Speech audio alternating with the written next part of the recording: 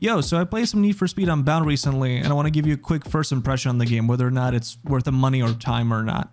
Anyway, let's get into it.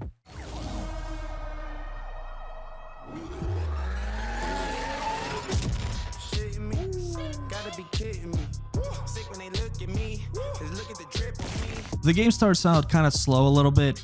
The first couple of hours, it really tries to set up this whole vibe and your character's motivation in the story. And it sets this up in the gameplay as well, and not just the cutscenes. Big thumbs up on this, I really like that. What the fuck am I looking at? The gameplay itself though, and the racing and the feel of the game is going to be very similar to Need for Speed Heat.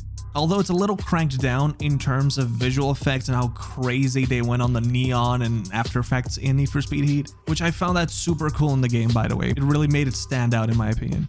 In comparison though, Need for Speed Unbound is a lot more tame in that aspect, which is a shame in my opinion, since they were going nuts on the little cell shading, After Effects on characters, and the smoke effects in-game looking super cell shady and stuff. I think they should have went for more than just be subtle. But all the customization, the different ways you can upgrade your car, whether it's road, off-road, or drift parts, it's really up to you how do you like to mix and match these parts. It's really cool.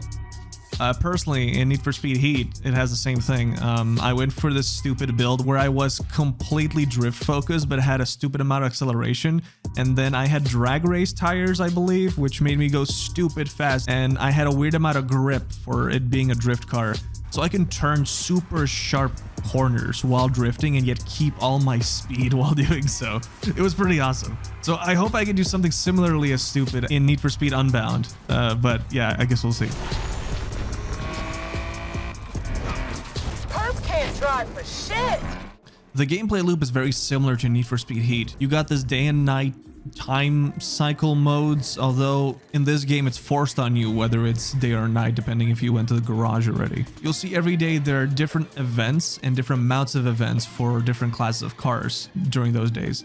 You got your normal street races, your highway high speed races, corner king races, which is like just forces you to do these little tracks where you turn a lot and crash into locals. 10 out of 10 pretty much. And there are major events that happen on Saturdays, I believe, but I haven't done that just yet, surprisingly. You'll earn a lot of money from those. And also these events, they cost you money to get in, so if you do poorly, you're gonna lose money. There are some events though that are free, so you can actually get some money. But yeah, there is a risk to it. And you can also bet on people, so you can get a little bit of money off of some of these racers. Like this person here, I bet over $1,000 that I'll win, I'll be ahead of them. So if I'm number one, then boom, I got extra money from that. So it's pretty cool. A lot of these races are gonna get very expensive, so keep your money. I'm actually playing on the hardest difficulty, which what that entails is my vehicle is 60%. Yeah, so my car has 60% HP. I only have 2 restarts for that day for the events. So that means if I screw up, that's it. I can't do anything else. And then the cops are very challenging, very smart, and the AI that I race against are actually really good. Special note for the cop AI, I think it's pretty cool. They try to cut corners, so even go off-road when you're on the road. Oh my god. Although sometimes you will see the cops just flying into the air and then crashing somewhere and just straight up dying, which I found really funny. Oh, bad drift. I missed it. What the fuck? That cop went flying. What the fuck was that? But yeah, good AI, good AI. I'm really enjoying it. Definitely better than Heat. One of my favorite things to do in the game though is you get a random call to go grab a random car from somewhere, and you have to get it to your garage as fast as possible. And these cars are jacked the fuck up. Why is this thing so much faster than my car? What the fuck? Oh, it's so fast! Holy shit! You go absolutely nuts in terms of speed, and you're drifting like a madman. It's pretty cool because it also gives you a good contrast and shows you how the cars will feel once you get up there in the late game. Good stuff.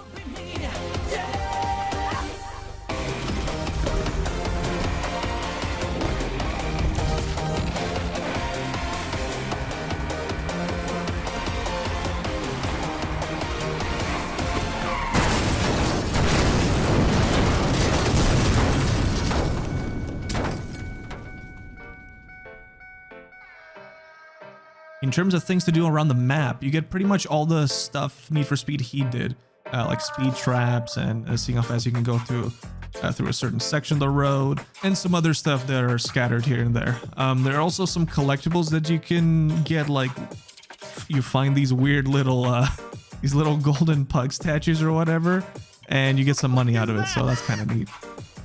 What the fuck is that? Thought this was Lakeshore. I thought this was a racing scene. The game seems to go really heavy on the story, including hearing a lot of conversations and phone calls in-game as you're driving. It kind of reminds me of GTA games. When you do certain missions, your companions will like discuss the task you're doing or simply mention some sort of things to keep the ball rolling. Don't take it personal. He appreciates you. You know he does. So you on his side now? Some people are going to like this. Others will probably find this annoying. You've probably noticed they're trying to go more hard on the storytelling in Need for Speed games nowadays. So here's their new way to try to make it work. Some of the main people in the story, I'm getting to know them of the 6 hours I've played, and it's kind of interesting. Oh, and not to mention, you also get to know the racers you're against, instead of them being some blank nobodies in the universe, even though some of the dialogue is cringe. They go really hard sometimes on talking about like social media and DMing and all that, which is, you know, whatever. It's up to you whether that's annoying for you or not. And again, for reference, I'm about 6 hours into the game right now. I haven't gotten super deep into the story. I've been kind of racing a lot, but the amount I did made me understand what I'm getting into. I have to say though, the world does feel a little bit bland for me.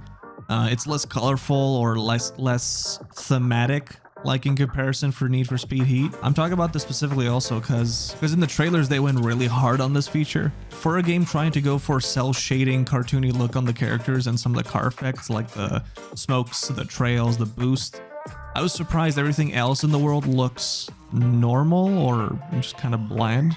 I kind of wish they did something around the world itself with that art style as well and not just keep it only on the cars and the characters. I wish they went more extreme, I guess I want to say. Alright, so I would say give this game a try. If you do have EA Play, you got access to the game for 10 hours, which is probably enough to finish just the story, maybe, if you like rush it. It's basically Need for Speed Heat with some extra little elements to it. Maybe a little bit more of a deeper story. Instead of Need for Speed Heat, it was kind of all over the place, but you know, it was fun as well. But yeah, not bad at all. Give it a shot. I hope that me babbling about this game is of use to you on deciding whether or not it's worth a try. And yeah, that's it. I'll see you around.